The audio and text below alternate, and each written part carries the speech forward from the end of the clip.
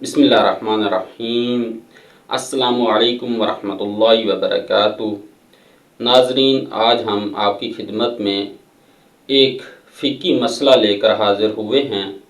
عموماً بہت سوال بھی کیا جاتا ہے کہ آیا کہ جب انسان نماز پڑھ رہا ہو اور اثناء نماز میں، دوران نماز میں اگر کسی انسان کا وضو ٹوٹ جائے تو کیا اس نماز کو وہیں پر ختم کر دینا چاہیے یا اس کو مکمل کرنا چاہیے، اور انسان کی اس نماز کا کیا حکم ہے کہ وہ درست ہے یا باطل ہے۔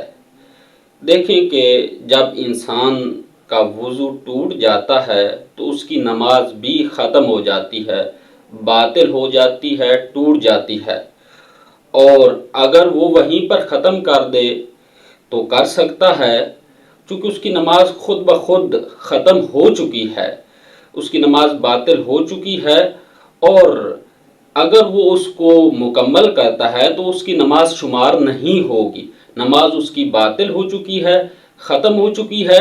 اس کو دوبارہ وضو کر کے نئے سرے سے نماز کو پڑھنا ہوگا۔ والسلام علیکم ورحمۃ اللہ وبرکاتہ۔